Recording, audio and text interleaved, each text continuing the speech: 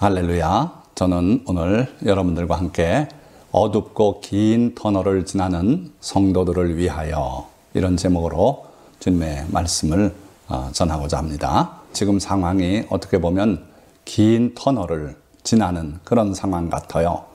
그래서 이 긴 터널을 지나며 고통당하는 우리들의 모습을 잠깐 생각해 보고 그리고 말씀을 나누고자 합니다. 이 코로나 사태로 가정폭력 또는 가정의 불화가 많이 증가됐다 그래요. 어떤 통계는 오히려 줄었다. 집안에 있음으로써 싸움이 줄었다. 이렇게 말하는 보고도 있었습니다만은 실제적으로 큰 데이터를 보니까 다 20-30%, 많은 데는 40%까지 가정폭력 또는 불화가 증가됐다. 이렇게 통계가 나오고 있어요. 자, 가정에서뿐만 아니라 마스크를 쓰지 않은 한 지하철 승객이 아주머니가 앉아 있길래 마스크를 쓰시라고 이렇게 주변에서들 권고하고 마스크를 갖다 드렸어요. 마스크가 없는 것 같아서. 그랬더니 그 마스크를 들고 오히려 난동을 부리는 장면이 고스란히 찍혀서 이렇게 보도가 됐지요. 뿐만 아니라 어떤 남자 승객은요, 버스를 탔는데 마스크를 안 하고 타서 그 운전기사님이 내려달라고 하니까 내려가지고는 그 운전기사하고 시비가 붙었어요. 그래서 목을 물어뜯었는데 조직을 이식해야 될 그런 심각한 상황이다. 왜 이런 일이 벌어지겠습니까? 코로나19 사태로 여러 가지 제약 속에 지금 하루하루 참아가며 살고 있죠. 그러다 보니까 분노도 있고요. 또 그걸 참다 보니까 우울증까지 일어나고 있어요.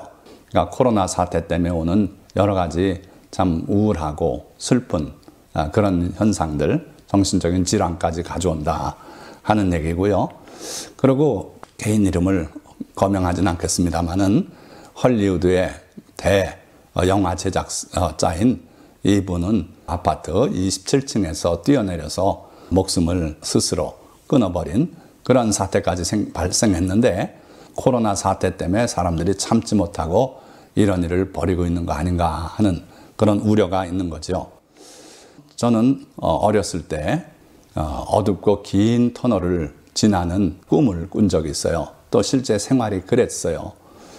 여러분들은 기억하시는지 모르겠습니다만은 1968년 1월 21일에 저 북한에서 공비 고도로 훈련시킨 특수 군인들을 휴전선을 넘어서 청와대까지 가서 박정희 대통령, 당시 대통령을 암살하라는 그런 지령을 받고 이 사람들이 휴전선을 철조망을 끊고 청와대까지 왔어요. 이 옆에 왼쪽 사진은 제가 중고등학교 6년 학창생활을 보냈던 중학교, 고등학교 모습입니다.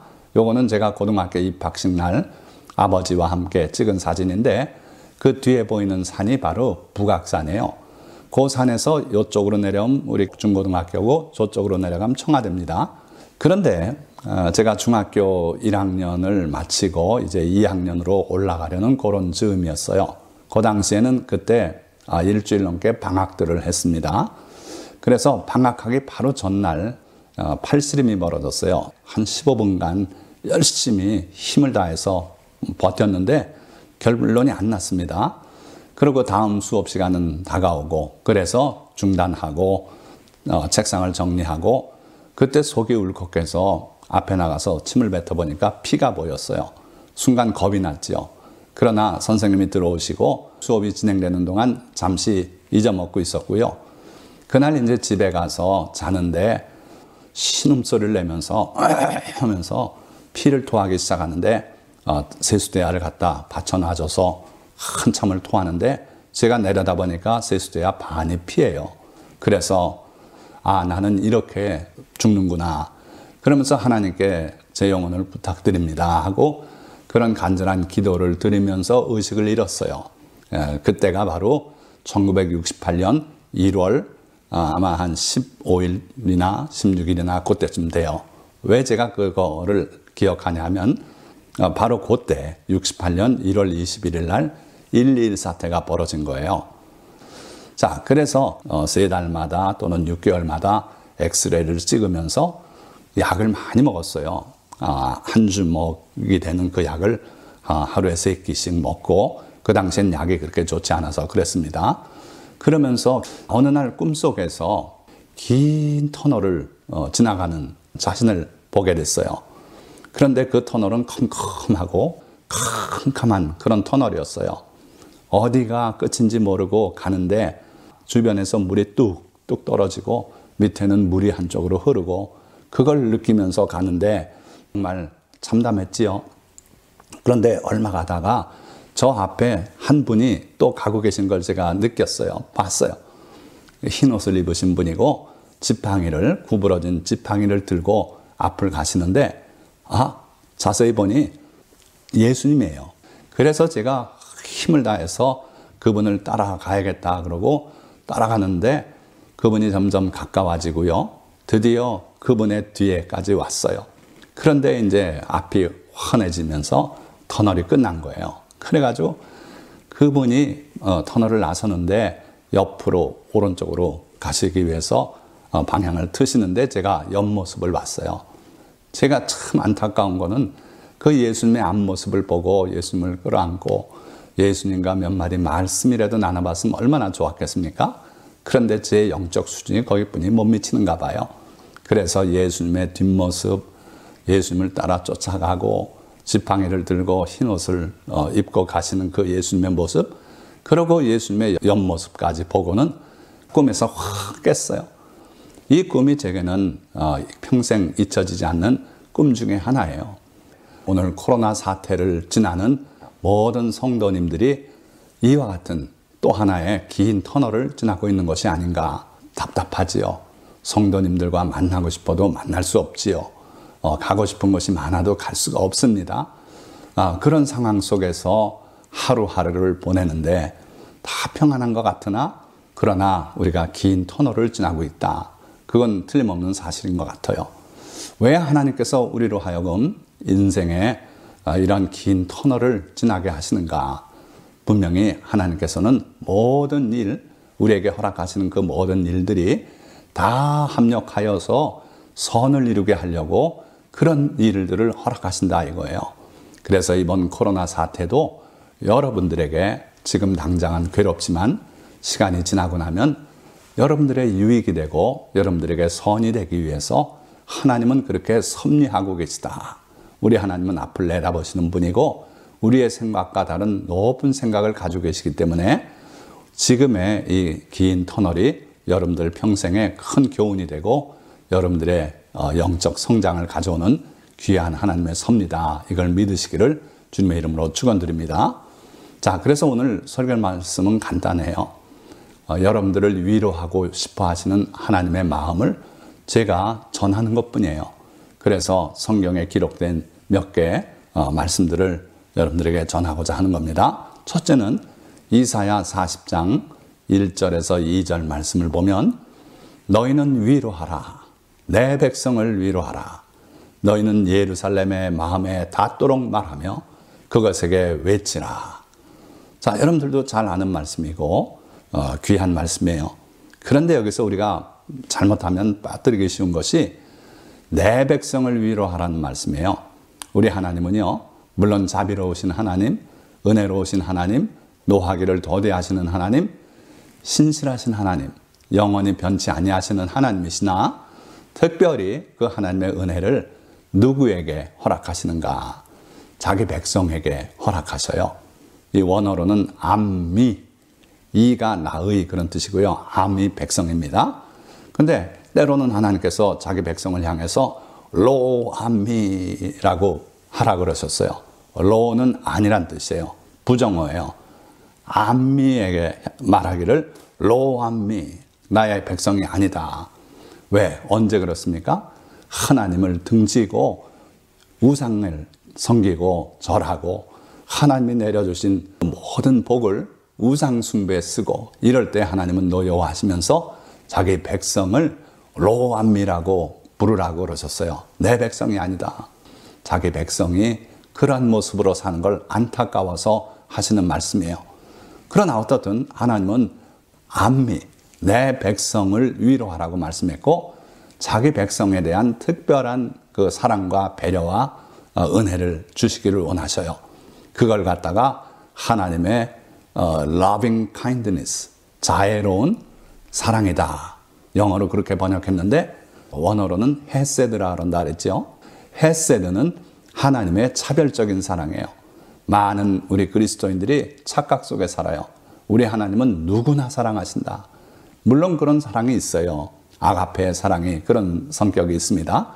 그러나 특별히 자기 백성을 향한 특별한 은총, 특별한 자비를 베풀기를 원하시는데 그게 헤세드라고 하는 용어로 기록됐어요. 그리고 번역할 말이 적당한 말이 없어서 영어 성경에서는 loving kindness 그렇게 번역했고 우리말로는 자비라고도 했고 여러 다른 용어로 번역하고 있다 그랬어요. 자, 오늘 하나님께서는 여러분들을 위로하시기를 원합니다. 누구를 통해서? 바로 말씀을 전하는 저 같은 사람을 통해서 자기의 백성들을 위로하라고 말씀하는 거예요. 자, 전하는데 건성으로 전하지 말고 예루살렘의 마음에 닿도록 말해라. 그 사람들의 모든 형편을 이해하고 그래야 그들을 바로 위로한다는 거예요. 그래서 말씀을 전하는 주의 종들의 사명은 지금 겪는 하나님의 백성들의 상황이 어떤 것인가를 분명히 알고 그러고 위로가 되도록 말씀을 전하라 하는 겁니다. 이렇게 주님은 여러분들을 사랑하시고 위로하시기를 바란다 하는 거예요. 자, 두 번째 말씀은 이사야 54장 10절의 말씀입니다. 산들이 떠나며 언덕들은 옮겨질지라도 나의 자비는 내게서 떠나지 아니하며 나의 화평의 언약은 흔들리지 아니하리라. 너를 긍휼히 여기시는 여호와께서 말씀하셨느니라. 자, 산들이 떠나고 언덕들이 옮겨질지라도 그런 일이 있습니까? 그런 일은 없어요.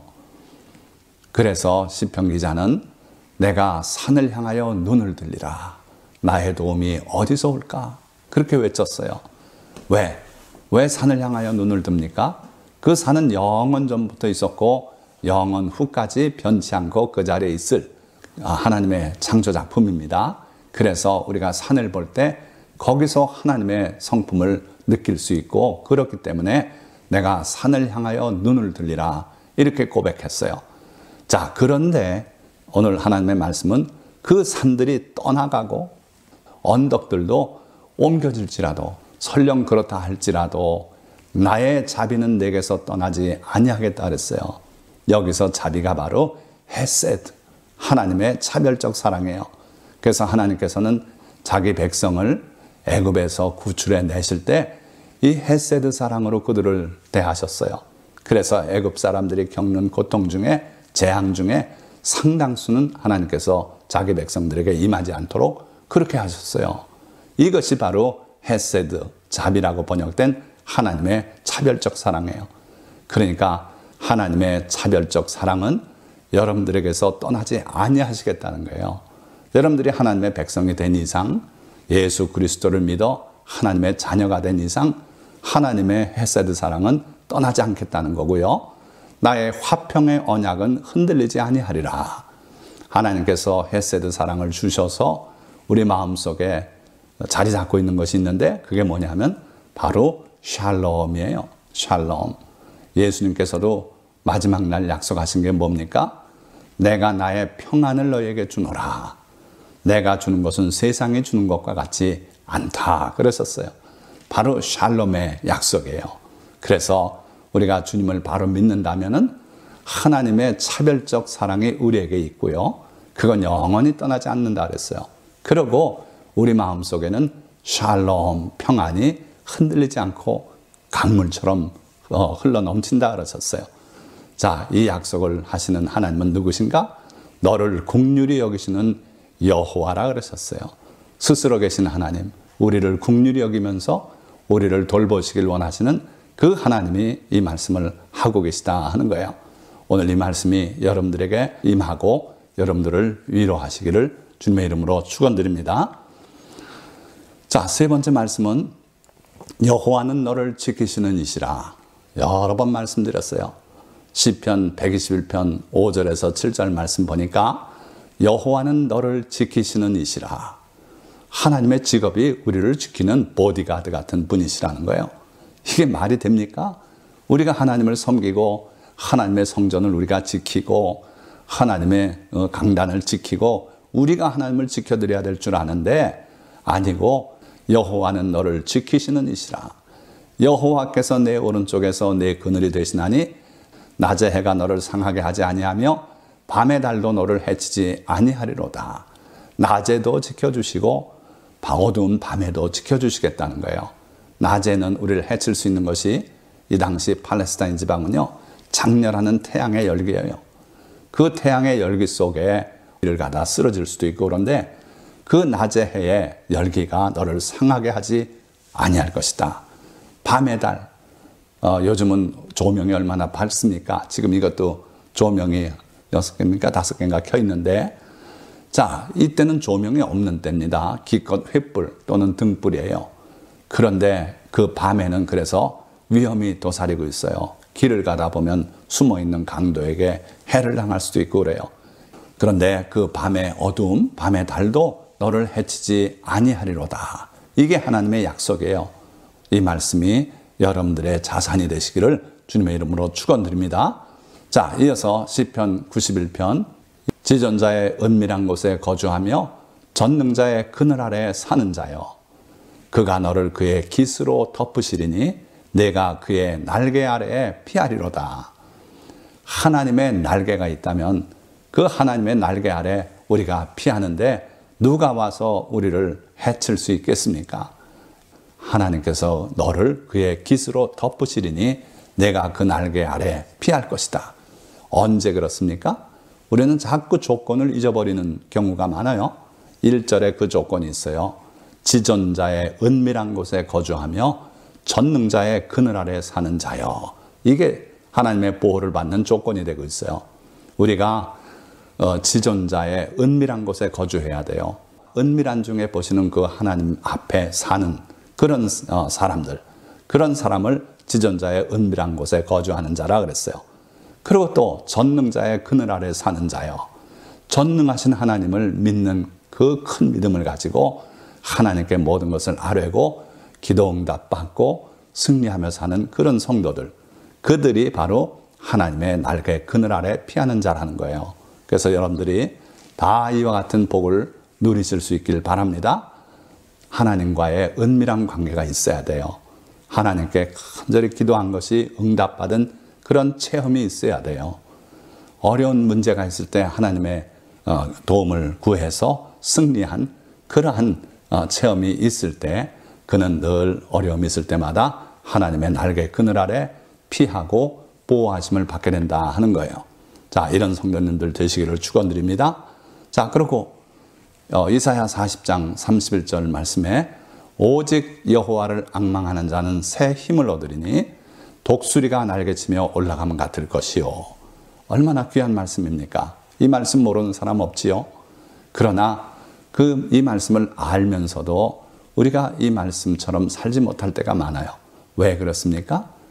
여호와를 앙망하는 자는 이게 조건이 되는 거예요. 하나님을 바라보는 자예요. 어려움이 있을 때마다 진정으로 사람에게 의지하지 않고 하나님을 향해서 기도하고 탄원하고 하나님께서 도와주시기를 간절히 구하는 그런 사람이 바로 여호와를 앙망하는 자입니다. 그런 사람들은 새 힘을 얻겠다 그랬어요. 세상에서 주는 헛된 위로 말고요. 내 주변의 사람이 나를 도와주는 그것도 좋지만 별거 아니에요. 새 힘을 주신대요. 내 속에서 솟구쳐 오르는 새 힘, 내 영혼이 소생되고 그러고 다시 용기를 얻고 그렇게 해서 다시 일어나서 우리가 뛰거나 걷거나 할 수 있는 그런 힘을 주신대요. 마치 독수리가 날개치며 올라감 같은 그러한 엄청난 힘으로 우리가 어려움을 이기고 하늘을 날아서 승리하는 그런 사람이 되게 하시겠다는 겁니다. 자, 모두 이러한 새 힘을 얻는 성도님들 되시기를 축원드립니다. 자, 예수님께서 또 약속하신 말씀이 있어요. 요한복음 14장 13절에서 14절 말씀이죠. 너희가 내 이름으로 무엇을 구하든지 내가 행하리니 이는 아버지로 하여금 아들로 말미암아 영광을 받으시게 하려 함이라. 하나님의 영광 받으시는 것은요, 우리를 위해서 뭔가를 이루시고 우리를 위해서 뭔가를 베푸셨을 때 하나님의 영광을 받아요. 그런데 예수님은 하나님의 영광을 받기 위해서 기도하라는 거예요. 예수님의 이름으로 무엇이든지 구하라는 거예요. 그래서 우리가 그 기도 응답을 받게 되면 하나님의 영광을 받으신다는 거예요. 그렇습니다. 기도하지 않는 사람은 하나님과 무관한 사람이 돼요. 하나님께서 그 사람 때문에 영광 받을 일이 없어요. 그냥 자기 혼자 산 거예요. 그러나 우리가 무언가를 주님 앞에 간절히 기도해서 하나님께서 놀라운 일을 행하시면 우리 좋은 일 이전에 하나님의 영광 받으시는 일이 되기 때문에 하나님께서 기꺼이 그 일을 행하신다는 거예요. 그래서 여러분들 기도하는 사람 되시길 바랍니다. 예수 그리스도의 이름으로 구하세요. 예수님께서 기도하면 하나님이 반드시 응답하신 것처럼 그 예수님의 이름을 우리가 가지고 무엇이든지 구하면 응답하시겠다. 긴 터널을 지나는 여러분들에게 이 말씀이 참으로 하나님의 위로가 되시길 바랍니다. 마지막 말씀입니다. 예수님께서 요한계시록 22장에서 이렇게 말씀하고 있어요. 보라, 내가 속히 오리니 내게 줄 상이 내게 있어 각 사람에게 그가 행한 대로 갚아주리라.